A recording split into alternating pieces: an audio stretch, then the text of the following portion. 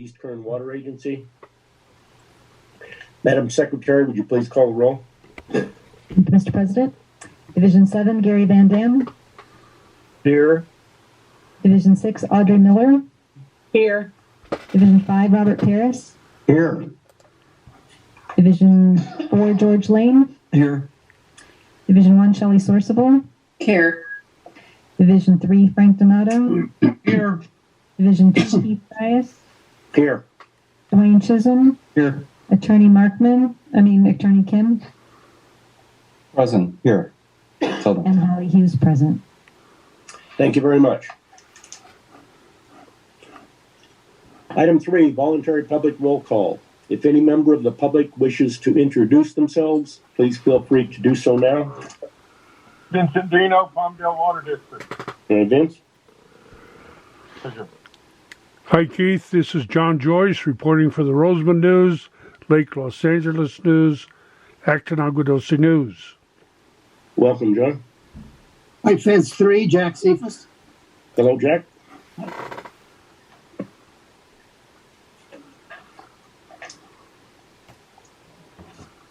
Anyone else? If not, we'll move along to item 4, public comments and period open to the public. If anyone wishes to address the board on any item not on the agenda, please feel free to do so now.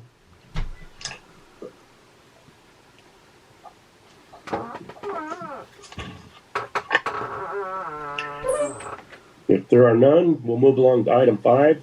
Do I have a motion to adopt tonight's agenda? Mr. President, this is Rob. I move we adopt the agenda. Thanks, Rob. This is Director Sourceable. I'll second. Thank you. Roll call vote, please. Gary Van Dam. Yes. Audrey Miller. Yes. Robert Paris. Yes. George Lane. Yes. Shelley Sourceable. Yes. Frank Donato. Yes. Keith Dias. Yes, the measure passes. We'll move along to item 6. There is no new business, so we'll skip to item 7. Do I have a motion to approve the consent calendar? Oh, before you do, President Dias, can I make a notation that there is an error? It says the minutes of 10:25 and the minute should reflect 11:08. Oh, thank you very much. Thank you. I'll make that note. Okay, now, do I have a motion to approve the consent calendar? Director Lane also move, Mr. President. Thank you. This is Director Donato. I'll second. Thank you. Roll call vote, please. Gary Van Dam. Yes. Audrey Miller. Yes. Robert Paris. Yes. George Lane. Yes. Shelley Sourceable. Yes. Frank Donato. Yes. Keith Dias. Yes, the measure passes. Thank you. Item 8A, Finance Committee. Director Donato, do you have a report? Yes. The Finance Committee met last week and went through this presentation of the property tax analysis and forecast report presentation. You Yes, this is GM Chisholm, and I'll provide a brief introduction if that's okay with you, Director Donato. yeah, go ahead.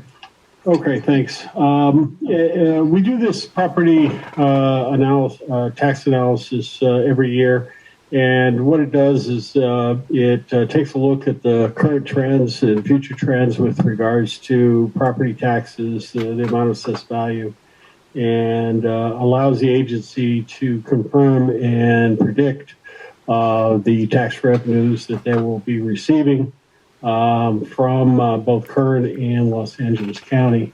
This in turn provides a good basis for setting our tax rates and also predicting the revenue that we can anticipate for our budget. And at this time, I'd like to turn over to David Shea of HDL Corn and Cone to provide a report on this year's tax report analysis. Good evening, Mr. President, members of the board. I'll do this rather briefly, and I'm happy to answer any questions that you might have, if if you have them, and when you have them, feel free to interrupt me. I have a tendency to use jargon that we're used to hearing on a regular basis, but sometimes folks that aren't in working on property tax all the time, it might be a little foreign. What we see before you right now is a summary report that we provide with the district staff that outlines the growth in assessed value within the district. And we break that value down by the portion of the value gained within the Kern County portion of the district, and then also from the Los Angeles County portion of the district. The value change by cause is shown up here in the upper left. And maybe just for a second, I'll show you a table that is sort of an overview. What you see here is the change in assessed value from year to year. You can see back in 2018-19, the district's value in Kern County was about $7.1 billion. That's up to $8.9 billion for the 22-23 fiscal year. And over here on the right, you can see the percentage of growth in each year. 4 years ago and 3 years ago, the growth was a little over 2%. You jumped up 7% last year and 11.4% this year. In each year, the district has been fairly comparable to the growth in Kern County in total, which is shown right here. And with that growth of 11.4%, you've reached a pretty respectable level of growth that will increase. I'm going to switch back to the revenue report. The table that you see in the upper left corner of this box, and let me expand that slightly. This breaks down the value gained by the reason for that value gain. Parcel adds and drops is, these are parcelization of parcels that occur as parcels are merged or subdivided. That added about $14 million in revenue, or in value rather. CPI growth, that's 2% for this year. That's the maximum allowed under Prop 13. That by itself added about $65 million in growth. And your unsecured value change added $640 million in roll value for this year. That was 70% of the total value gained within the Kern County portion of the city, or the district rather, sorry. Prior year transfers of ownership. This is value that was produced as a result of properties that sold during 2021. And that resulted in value addition of $253 million for this year. The other major sources of value gain were non-residential new construction at $108 million, residential new construction at about $34 million, and then you still have some recapture of values that were reduced during the recession 10 years ago. And those values are being recovered on an annual basis. If we take all of the value change, this $913 million that was added to the rolls for this year for the district, break it down by land use category, unsecured values grew the most at 18.34%. Residential values grew $280 million. That was up 14.5%. Miscellaneous values were down $135 million, and I'll show you what those amounted to in just a minute. Vacant properties were up $58 million, commercial was up $32 million, and industrial properties were up $29 million. I'm going to jump ahead here to Rob, what was that last thing you said? I'm sorry, did you have a question? The last thing you said? Oh, I was going to jump ahead to another table to reflect the value changes on the unsecured roll. The major changes on the unsecured roll were primarily in the area of wind farms and solar generation. The biggest single change was the addition of $244 million in value on the Edward Sanborn Storage Holdco property.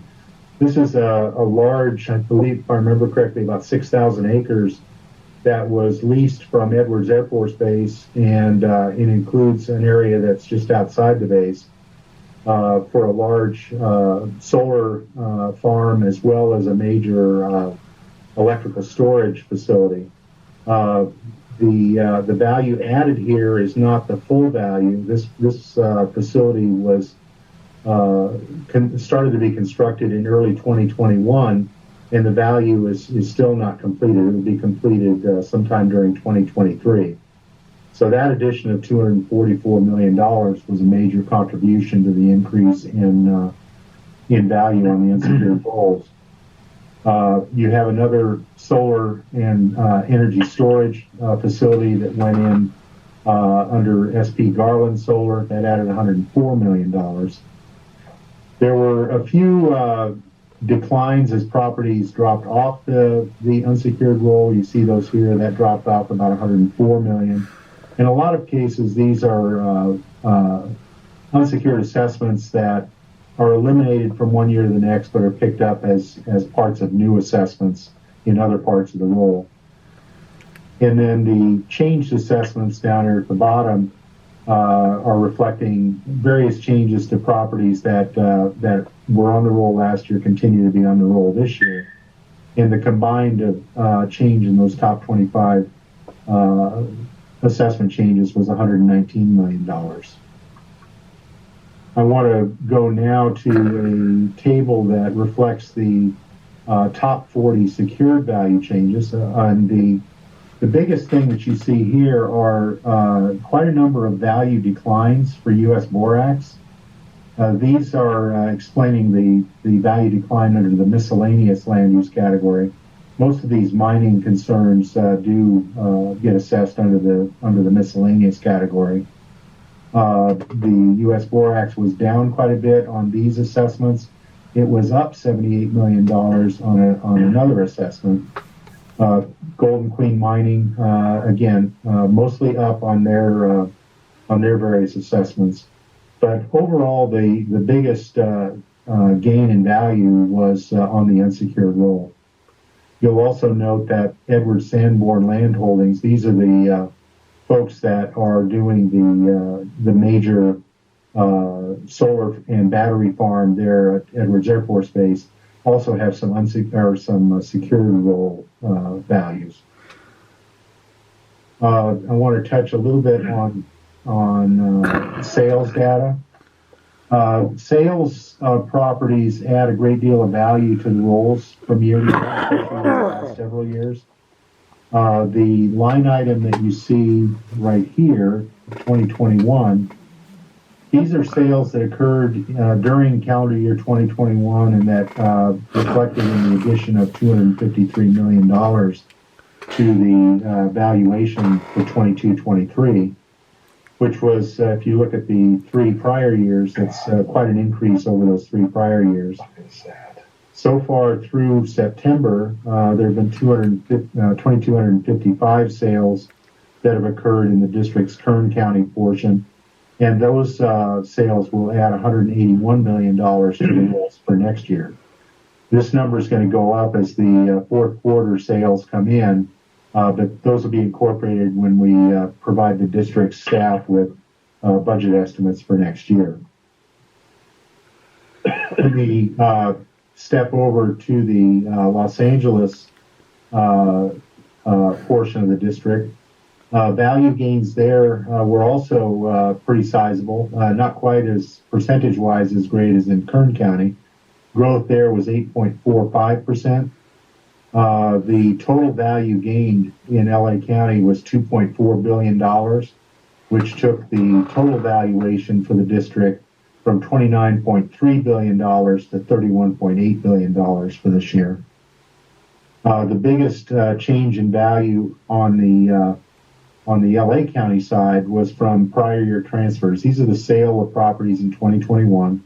That added $1.2 billion to the rolls for this year. CPI growth, that's the simple. Sales. Are you talking about reassessments when you said the sales? Correct. When we talk about transfers of ownership, that's the change in value that's the result of a property transferring ownership. Then CPI growth, that's the allowed 2% growth on values for properties that didn't otherwise change. Unsecured values in LA County increased pretty substantially as well at $221 million. All of these values together added up to $2.4 billion. If we parse those by land use, the value gain within the LA County portion of the district was primarily residential at $1.7 billion. That was 72% of all the value gained within this portion of the district. Vacant land values were up by $162 million, and unsecured values were up by $221 million. Overall, the value growth among all the major categories was pretty substantial for this year. Taking a quick look at the unsecured roll, the biggest single gains were Vivint Solar and Coast Aggregates at about $18 million each. The overall growth in the unsecured roll was pretty substantial and aided also by an addition of $157 million for Lockheed Martin. Values for General Atomics and Northrop Grumman were actually down by about $35 million each, but those could be related to the transition into a new program.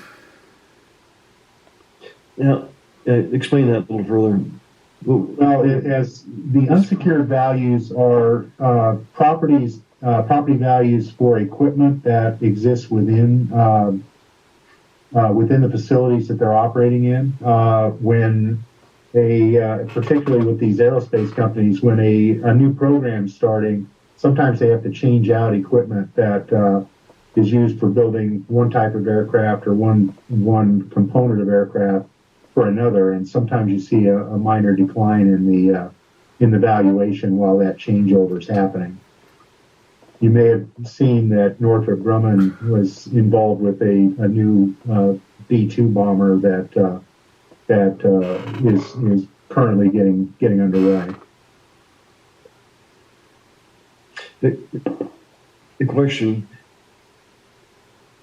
planes are assessed, I guess, I'm not sure it's personal property, but they're assessed. Planes that are being, built at Plant 42, do those belong to the government or do they belong to the contractor during construction? I believe that they belong to the contractor. They don't get assessed as aircraft values on the unsecured roll. And the interesting thing too is when even private aircraft, if they're for one reason or another housed at a government airfield, they're exempt from being taxed. So if Lockheed Martin or Northrop Grumman, for instance, have company-owned Learjets or other types of aircraft that are housed at the airfield there in Palmdale, they're not taxed as they would be if they were at a private airfield. Now, explain that a little further. Is that because it's an air base or it's government property? Both, because they're both they're government property. It's a kind of an oddity in the law that. But in the past, operations that are government property, they were assessed as possessory interest. That's the way it used to be. I don't know what it is now. Well, yeah, if it's regular government property, if, for instance, a parcel owned by the city of Palmdale was leased to some entity for use, that would be assessed as a possessory interest. But federal government property, and particularly military property, is not treated in the same way.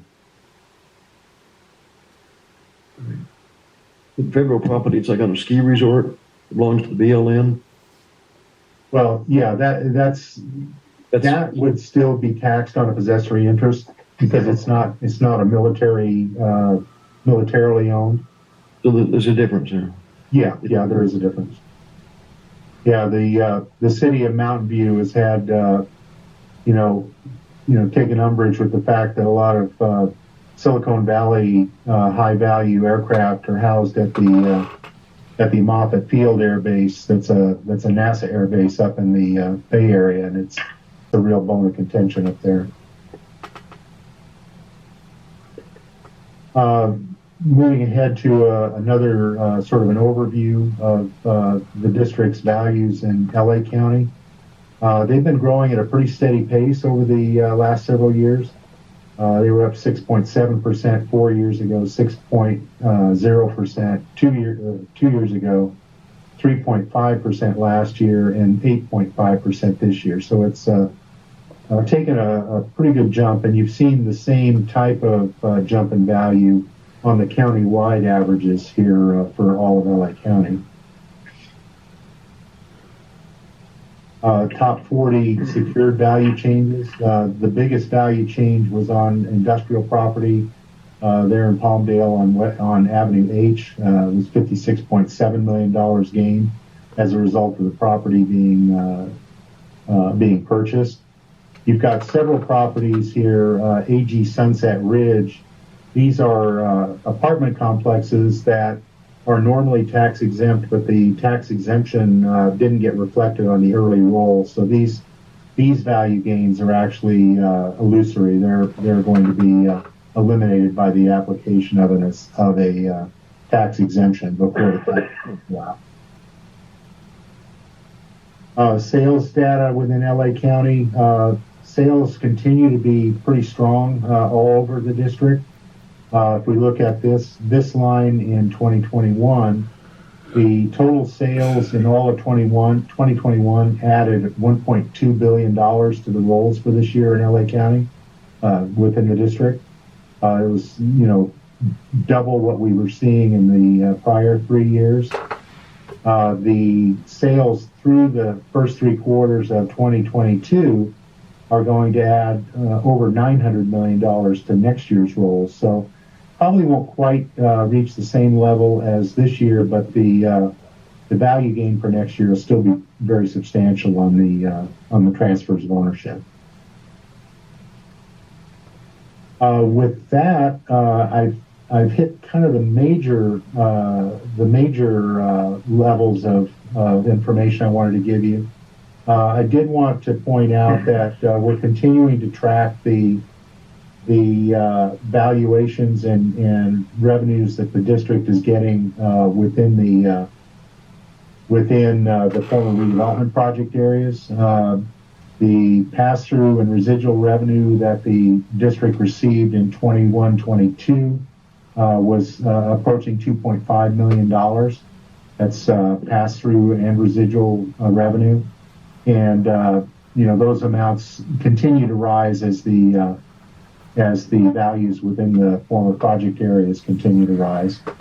And in both LA and Kern County, the state water contract override rate revenues don't flow through the RPTTF. Those are allocated to the district directly. So you're losing none of those revenues to the former redevelopment project areas.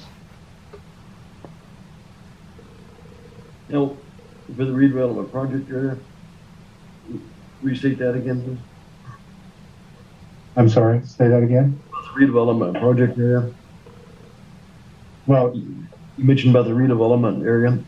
Yeah, the district exists in a number of redevelopment project areas. Virtually all of the project areas in Lancaster, most of the project areas in Palmdale, and then one small project area in California City. Those technically are former project areas. They're all being administered through a successor agency.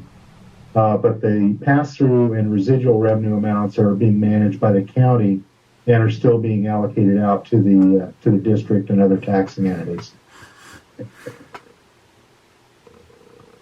Okay, thank you. Welcome.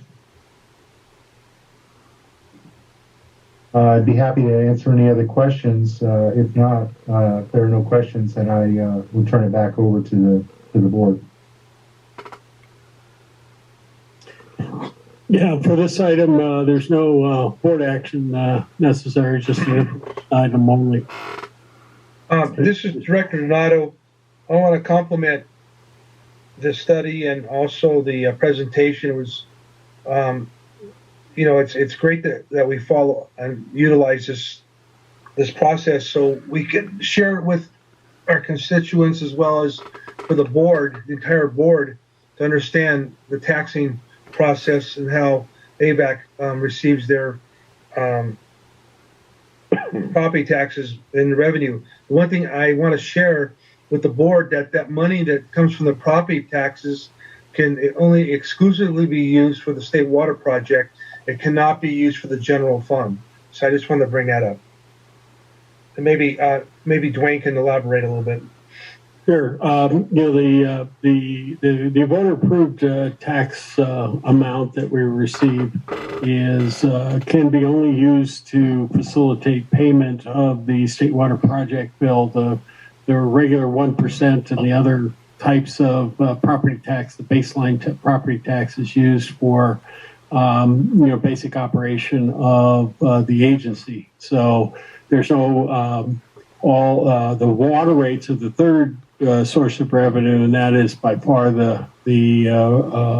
is what pays for the operation, the ongoing operation staff, materials, equipment, and the variable costs associated with the state water project. So the way it's set up is that voter approved tax amount that we receive that we get from the counties and the states that comes to us is only used to pay the DWR bill. No other can't be commingled with any other funds. Yeah, and the reason I brought that up is because the 1% is used as a baseline for our operation. But we can't use the money carry over to lower the water rate in our agency. That's right. It's set up with its own reserve fund so that any tax amount that's over what is necessary is rolled over to the future year, and at some point, DWR's bill or annual bill to us will either increase or decrease. It always increases, but if the increases that rollover helps to keep the tax rate the same, even though there may be some additional costs associated with the state water project, because we can use those reserves to cover those costs. So it's a separate fund and a separate way to look at that, so that it doesn't get commingled with the water rates portion. Yeah, and another thing, Dwayne, that when we're going to be looking here at Rapatellis here real soon with the water rates and all that stuff, and I don't want anybody to see that we have a big cash reserve thinking that we can take some of that to prevent water rates from increasing. That's the thing. That's right. Yeah, there's so much information, and very good information, very complete, very detailed. It's hard to can just process it. If there's one in a meeting, so I think it's something maybe after the first of the year we need to look at it in a little more detail. But it's very good. Sure. Yeah, very compliments. Okay, great.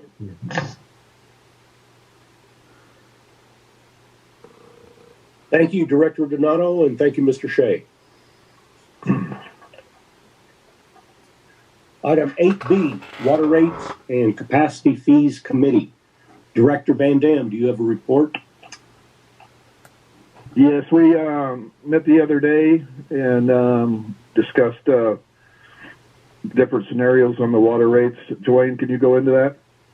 Sure. What we have before you tonight is consideration and possible action on a proposal from Rapatellis Financial Consulting for a professional services agreement in an amount of $45,170 to assist us with our annual rate setting associated with our water fees. And in addition to the other tasks that they're going to perform, got a list here. Just hang on just a second.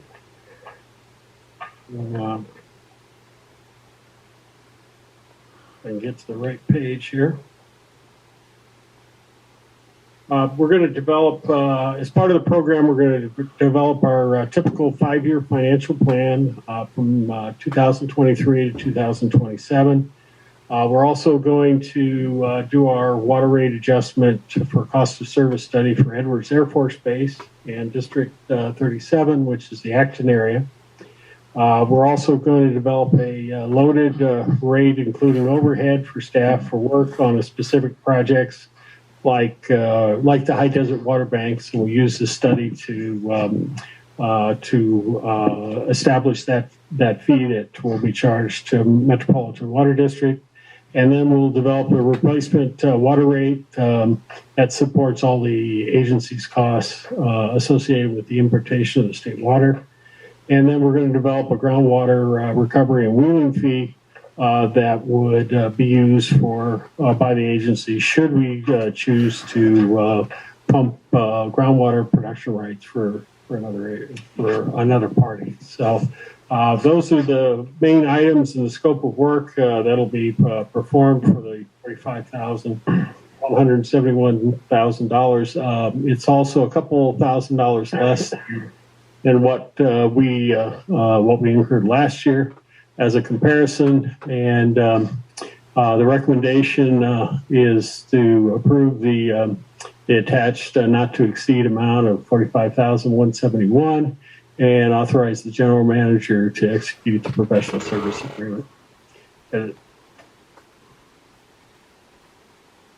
that concludes the staff report. Be happy to answer any questions, either Matt or I.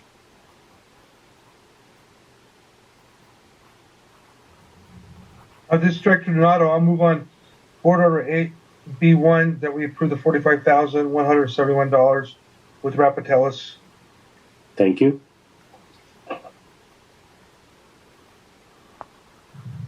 Is there a second? I'll second. Director Lane will second the motion, Mr. President. Thank you. Any more questions or discussion? If not, could we have a roll call vote, please? Gary Van Dam, Yes. Audrey Miller, Yes. Robert Paris, Yes. George Lane, Yes. Shelley Sorsable, Yes. Frank Donato, Yes. Keith Dias. Yes, the measure passes. Thank you very much.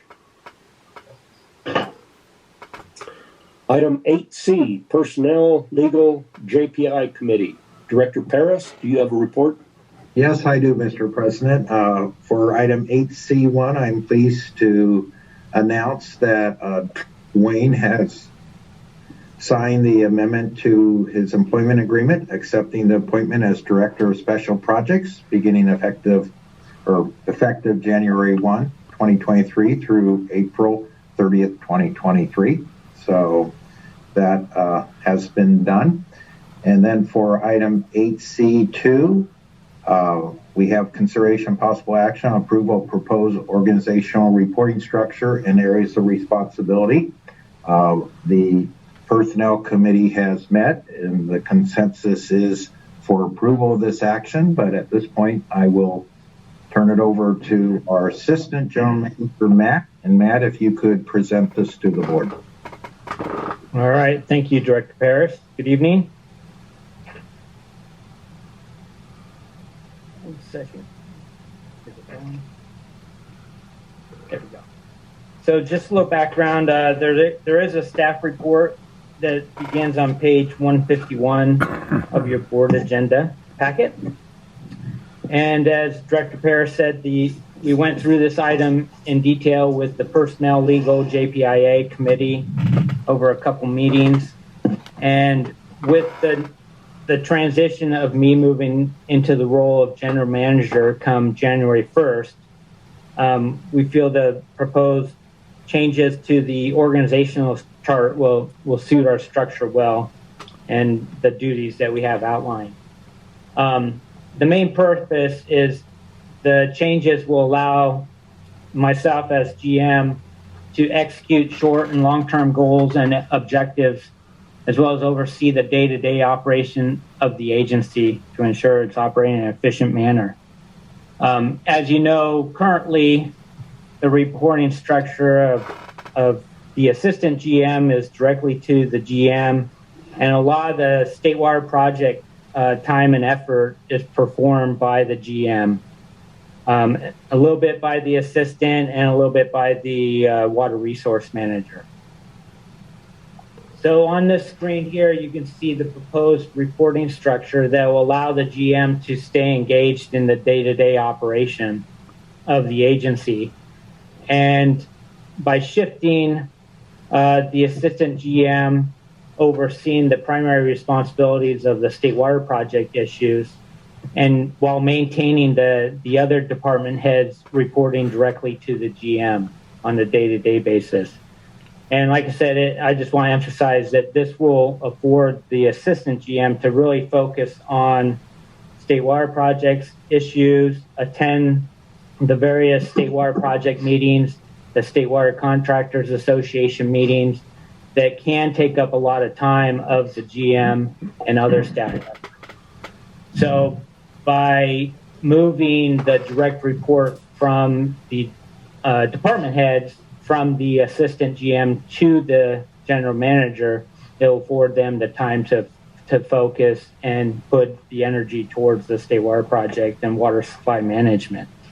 As you know, AVAC is the third largest state water contractor in the state, and we got to ensure that we're having a presence with the state water contractors and the various entities interacting with DWR. So I'll give you a second to absorb that and ask any questions you may have on the organizational chart. After all of these years, what prompted this recommended change? Well, I can help a little bit with the answer to that question, Director Lane. One of the things that we looked at when we were contemplating making this change is just looking at the organizations, what its weaknesses were, and what the how we could address those weaknesses to make it a better functioning organization. And when you have this kind of change at the top, this is a great opportunity to be able to do that. And you're going to be hiring a new assistant general manager. So this is the opportune time to make a change like this. The reason why this change was made, and it really comes from my experience as GM, is for the first couple of years I was GM, there was an assistant GM on board. And as such, I had direct reports to all of the various entities, whether that be human resources, operations, engineering, and so forth. And I was very well connected with what was going on within the agency, and I felt did a much better job of reporting to the board. Because of that in-depth knowledge of being more having those direct reports. But what suffered was our ability to interact on a state water project level during that period. However, when Matt came in as the assistant GM,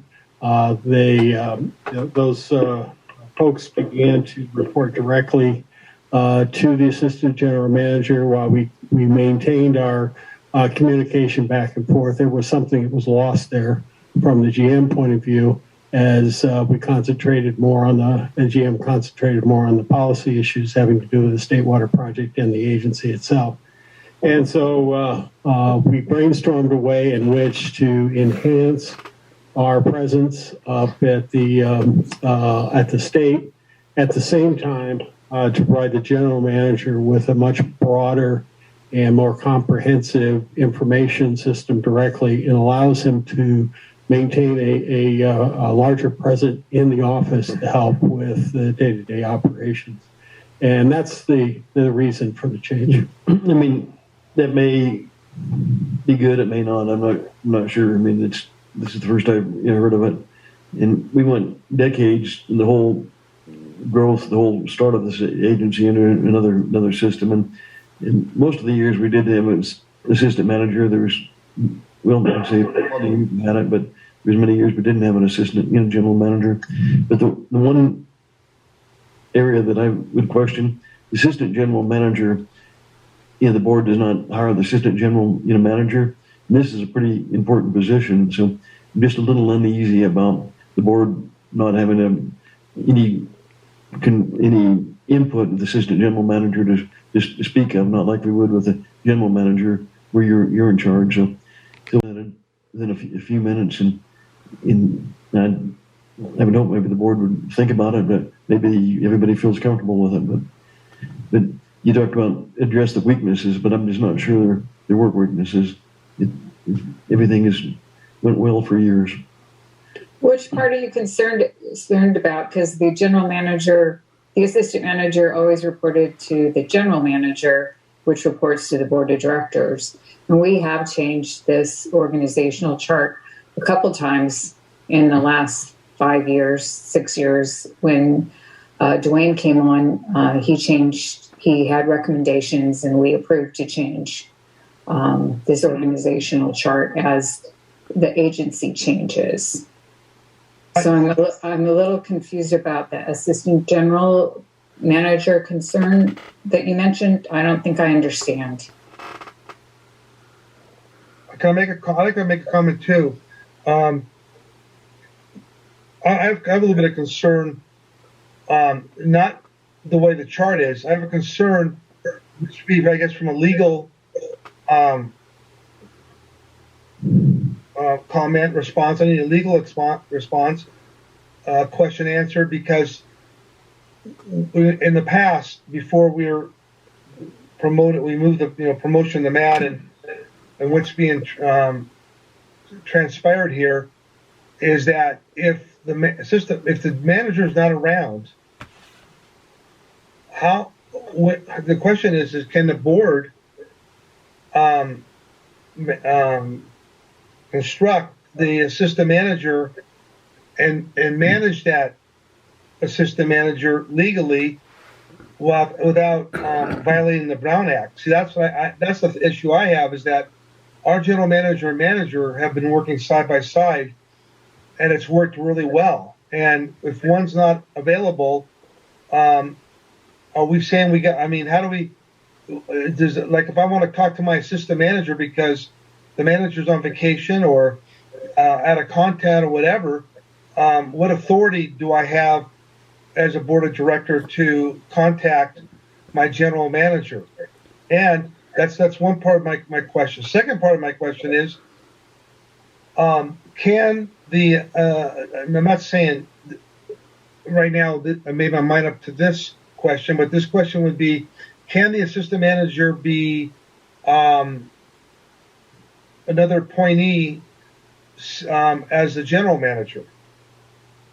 That would be my question. Do they have the authority to participate in that general manager and work with them? So those are my concerns are that.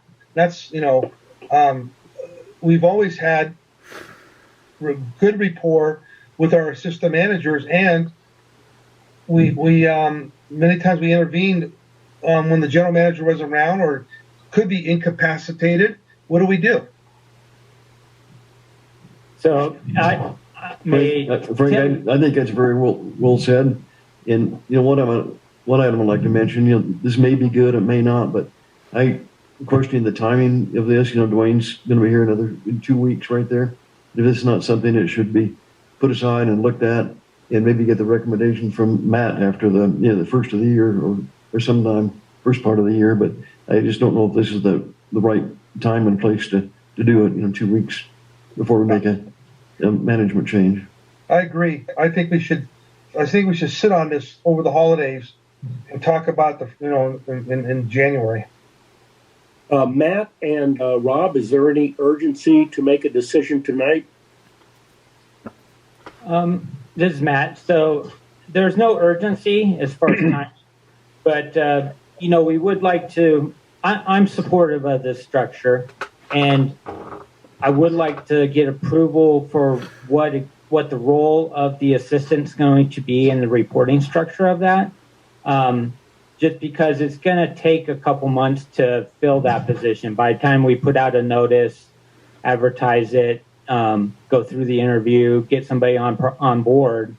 It may take 6 months. Yeah, it may take a while, and we wanted to do that sooner than later and try to capitalize on the time that Dwayne Chisholm's going to be here through April of next year, and have a little additional cross training with the person coming on responsible for the state water project issues. So that's kind of the thought behind the timing and why we presented this now. Is just we could start that process going. And maybe if I could go back to director. You can still start the process of assistant general manager. Yeah. This is not going to affect that. But the next item is the job description of the assistant general manager. And some of that job duties and responsibilities are dependent on the reporting structure that we outlined. And then back to Director Donato's question about, the good rapport that the board has had with the assistant general manager now. If you look at the job description for the assistant GM, it's clearly stated in there that if the general manager is not present, that their responsibility is to fulfill the GM's responsibilities for the agency. So that's the way we've operated in the past, and that's how we envision it going forward. So there'd be no change in that regard. But there's the job description, you can be as specific as but there should be some language or as deemed necessary by the general manager. Yeah, there is. There should be a catchphrase. Yeah, there is a catch-all phrase because you can't list everything. Most things, but we don't know everything. Exactly. Keith, this is Rob. To answer your question, the Personnel Committee has been working on this for a couple months. It was presented to us a few months ago. Then we had questions and asked Matt to go back and bring it formally to us so that we could discuss it. And what Matt said about first of all, to talk to Frank's question, the assistant manager role doesn't change as far as being able to step into the GM's role and then be accountable to the board from what the job description will say. So maybe we should look at the job description first. But the whole goal was to, number one, we listened to what the board's concerns were about having a general manager that isn't traveling a lot, is on site, is involved in day-to-day activities. And Dwayne explained that very well. So that's one of the reasons. And secondly, it is going to take us a while, or Matt a while, with Dwayne's help to get out the information, start looking for a new GM to interview a new assistant GM, So the sooner we get moving, the better. And then I think Matt's right. We should take a look at the job description that Matt has and maybe discuss that also and see if we can reach consensus to maybe get this passed tonight. As I said at the beginning of this, the consensus of the Personnel Committee, which was Kelly, Audrey, and myself, was that this was a very good structure and that we should bring it to the board and should approve it if possible. So I think maybe at this time, Matt should go over the job description. Okay, we can do that. So we'll fast forward here. So I know this is small on the screen. Hopefully you can read that. But this is a snapshot of the general manager's job description, the position summary at the top. The areas they're in red text are what we are proposing to change. It's just a couple typos, and then adding water supply as the main position summary. And then down below, you can see a laundry list of bullet items that are the duties and responsibilities of the general manager. As Director Lane pointed out, of course, you can't list everything. Maybe this should be summarized and say the GM's responsible for everything, and rather than trying to list them. But that was a joke. So it's pretty broad, and down at the bottom or the last bullet is kind of a catch-all. Other responsibilities as may be assigned by the board or by necessity. So that's the catch-all for that. So we're not proposing any real substantial changes for the GM job description, kind of status quo, and it's worked well for the agency. But let me go back here. So this is the proposed revisions for the assistant general manager. And up at the top, kind of very similar to the GM's summary, outlines overall responsibilities regarding water supply operations, administration, finance, engineering, and construction activities. But we changed that as being an assist in ensuring those responsibilities, rather than being the ultimate one responsible. And then you can see the last sentence of that first paragraph acts on behalf of the GM in that person's absence. So when the GM's absent, then the AGM is responsible for the GM's responsibilities to the agency. Maybe that needs to be just a little more description in there. If he's gone for a weekend, if he's gone for 2 days to a conference, what constitutes what we talk to the general manager versus the manager. So maybe that needs to be. Yeah, we could expand on that. That's not a bad idea because, just because GM's out of the office doesn't mean he's not not reachable for contact with board members. Mm-hmm. Is that what you're referring to? You said he's not available. If he's gone to the conference for 2 or 3 days, is that not available? Or is that something you consider, you'd have to wait until he gets back? So. Well, I kind of look at the GM always has his phone on him, so he's always reachable for conducting agency business. Absence, I look at that as if he's on vacation or health issues, that kind of thing. But just at a conference or away from the office for the day, I don't consider that absence. So if there was a question, the board member had a question, and they would try to get a hold of the general manager at the conference. Yeah. And if you don't get a hold of them, then what? Then they can call the assistant GM. But it doesn't say that. Yeah. We could think about language to clarify that. Get a little more clarification. Yeah. And then I have a question. So then when he goes through the process, who's actually, Matt, I know and Dwayne's going to work with you too on this, but once you figure out a candidate, who's going to review that candidate with you? Is that the personnel or what? Yeah, so the personnel committee has expressed interest to be engaged in the process. They've emphasized that they know the ultimate recommendation comes from myself because this individual is not working for the board but working for the general manager.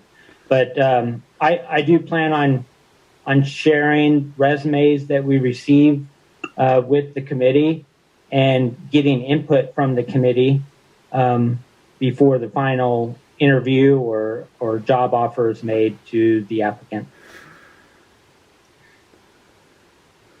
Does that answer your question? Yeah. I just, as long as the committee's involved with you.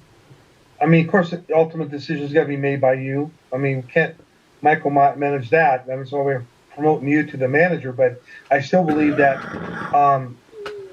some additional expertise would come from the committee to assist you. And then when you make a decision, you tell them this is who it's going to be, and that's what it's going to be.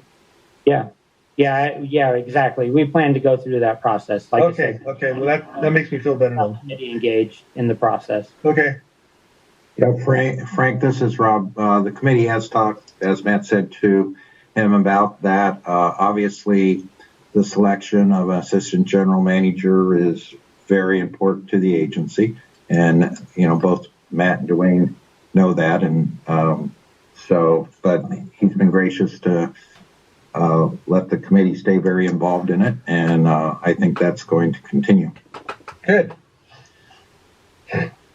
And then, based on the organization structure and what I talked about earlier about the primary responsibility, day-to-day responsibility of the assistant GM, we've added a couple of bullets under the duties and responsibilities that really puts an emphasis and focus on oversight, communication, coordination on state water project policies and programs, as well as overseeing all planning, reporting, and contracts related to the agency's various water supplies. So that not only includes the state water project, but also, what we have going with the adjudicated water supplies, any other imported water supplies for the agency. So this person will be responsible for all the reporting associated with those water supplies. And then we modified down at the bottom, just to clarify the last bullet, performs other duties and assumes other responsibilities as may be assigned by the GM or by necessity. Before it had it highlighted as board assigning those responsibilities, but I think that because the reporting structure is to the GM, I think those assignments may need to be by the GM and not the board. So that's a highlight of the proposed revisions. Hopefully that helps in our previous discussion about the org chart and what the goal here is today.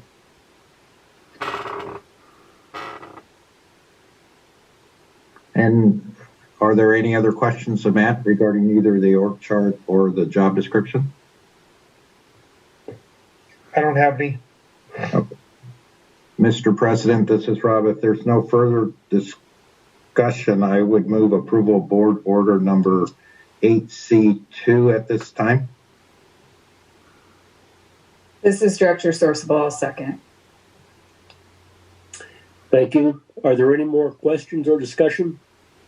The only comment I'd like to make is I thank the committee and of course Matt and Dwayne for taking the time to do this. This agency has always been involved in somehow the board, and it's the same thing. Again, I go back to, we're going to be looking. I mean, I personally like to see somebody like Matt, Dwayne, whether it's a male or female, with the personality and attitude, to fill those shoes of an assistant manager, so they can grow into it, and down the road maybe that person will, make the next level to manager. So that's how I look at things.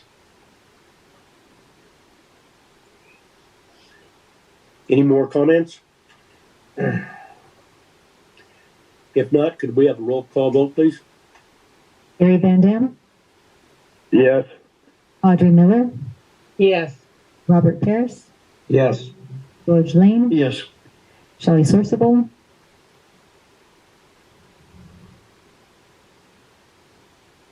Yes. Sorry. Frank Donato, Yes. Steve Dias. Yes, the measure passes.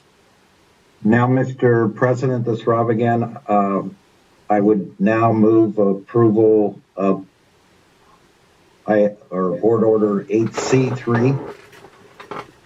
Okay. This is Director. Oh, go ahead.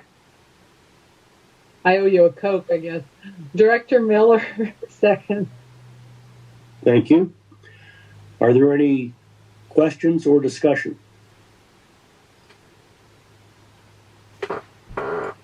If not, could we have a roll call vote, please?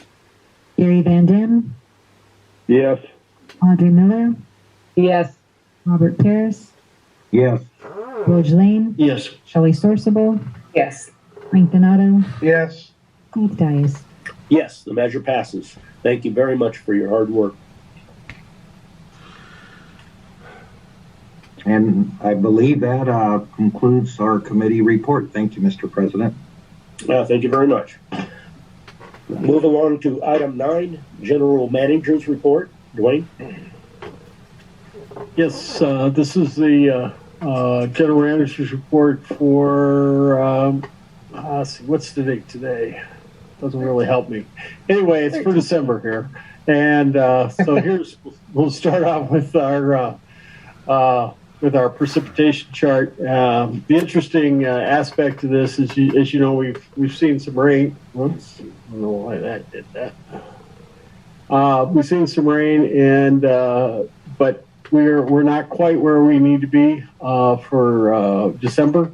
There is possibility some further precipitation towards the end of the month, but certainly November was just below average, and we're still a little bit below average for December. So the snowpack was wonderful, and hopefully that'll stay. But you can see the next 3 months are the key for us getting an enhancement in our delivery allocation, which is set at 5% at the present time. I will have to say that to start Northeast. Much rather than zeros like we had in October. Our current groundwater recovery capacity is about 52%. What that means is that of the capacity of all the wells that we have at the Westside Water Bank and Bench Ranch, we're using about 52% of their capacity to provide water to the system. We do have some North Feeder shutdown in the middle of December. And then also our Quartz Hill plant, we shut down typically, and that'll be right after the first of the year to get that work done that we do on a traditional basis. If we look at our production, you can see there we're doing about 10.9 million gallons a day through all the water treatment plants. Very, very low amount of water being gone through those plants. We got about 12.7 coming out of our geopurification system with the various water banks, the Bench Ranch wells, and all of our recharges off, as you would anticipate. As far as our capital project update, we have recharge at the Eastside Water Bank. It's been halted, and we're continuing with that pond remediation. And we have several RFPs out for various capital projects that will be considered early next year. At this time, I'll turn this over to Assistant soon-to-be GM Matt Knudsen, and this has to do with report on the Kern County clean energy and industry projects that they highlighted at their meeting. All right. Thank you, Dwayne. So Director Miller requested this item because, as you know, last month was the annual Kern County Energy Summit up in Bakersfield, and it was attended by President Dias and myself on November 16th. So they start off the conference as a one-day or half-a-day conference seminar. And they started off with a good presentation from Lorelei, who is the director of planning for Kern County, and kind of gave some historical perspective of Kern County. You know, they've always been known as a oil and gas county, producing a lot of oil from Kern County, but they've done a lot as far as renewable and clean energy within the county over the last 10 years, 15 years or so. So that was neat to see, and good presentation by her. Wanted to highlight one of the projects that's in our backyard that they gave a presentation on, and that's called the Hydro Store. It's a Willow Rock Energy Storage Center. It's located in Rosemond, And a couple of you, I believe, attended one of the workshops that they presented on this project. But their principals were at the Energy Summit, and I captured a brief video that highlights and shows conceptually how their project's going to operate. Like I said, it's in Kern County within Roseman. It's well within AVAC's service area, so I believe we should stay engaged as this project gets developed and make sure it doesn't have any impacts to AVAC and its operation. So it's about a 4-minute video and HydroStore, Advanced Compressed Air Energy Storage, is a cost-effective, emission-free storage solution that can be sited where needed, delivering hundreds of megawatts and 4 to 24 hours of long-duration bulk energy storage. The system consists of 3 main components. First, the plant, which includes a compressor and turbine generator, thermal management system, and balance of plant equipment. Second, a closed-loop water reservoir, providing hydrostatic compensation to maintain the system at a near constant pressure during operation. Lastly, the system utilizes subsurface infrastructure, which is constructed using proven industry-standard mining techniques, including a blind bore shaft and purpose-built air caverns. Here's how it works.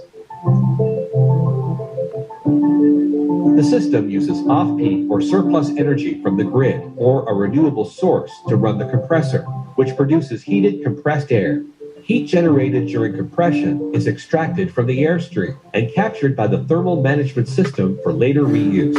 This adiabatic process, which uses sensible heat storage, increases overall efficiency and eliminates the need for fossil fuels during operation. Once the heat is extracted, the compressed air is sent underground and stored in purpose-built caverns where it is hydrostatically compensated, displacing water up the shaft and into the closed-loop reservoir.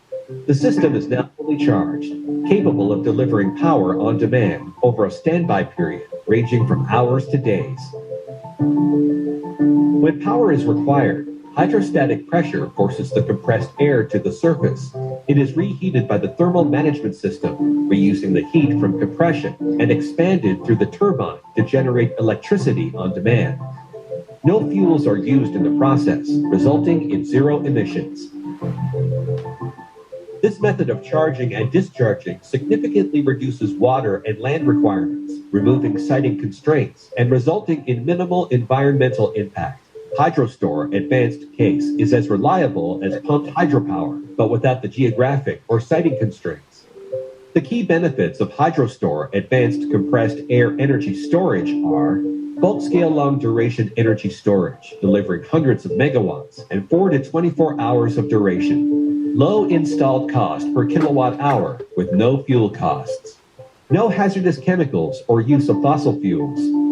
A proprietary built air accumulator allows for flexible project siting. System life up to 50 years with effective unlimited cycling. Built entirely from bankable equipment from Tier 1 OEM supplier with decades of proven operation, providing low development risk through performance guarantees and bonding availability.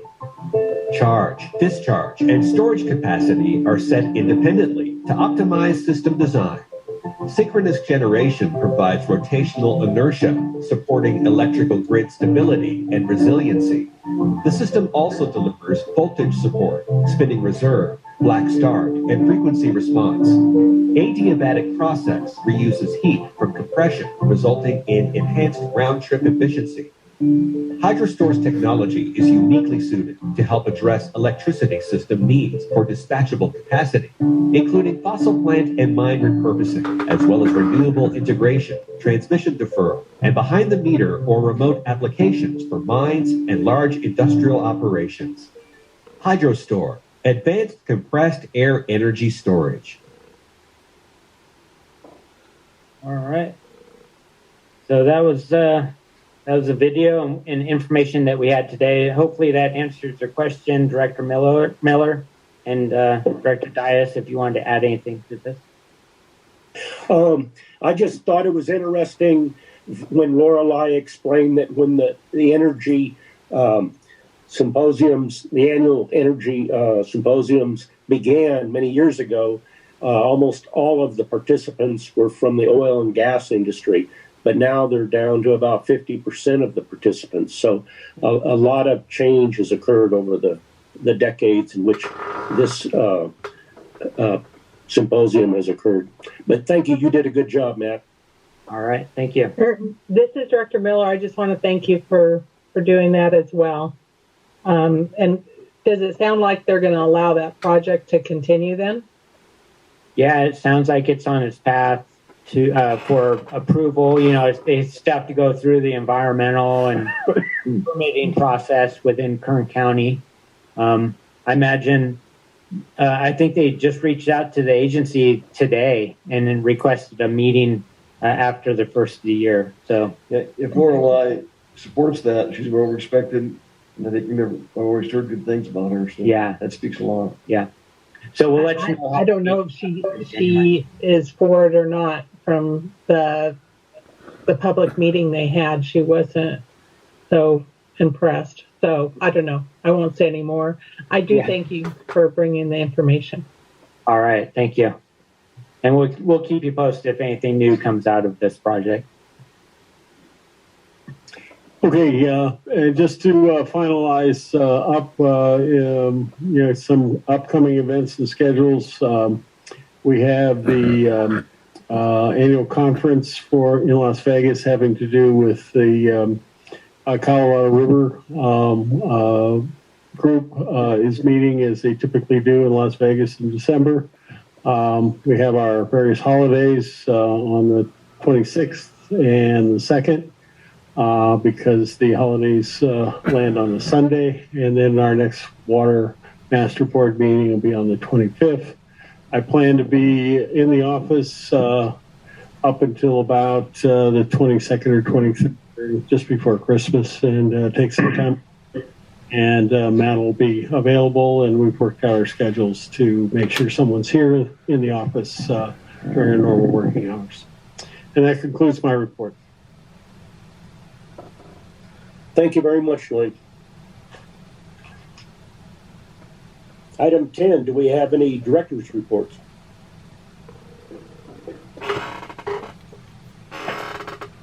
If not, we'll move along to item 11. Keldon, do you have a report? Nothing to report, President Dias. Thank you. Item 12, are there any requests for future agenda items?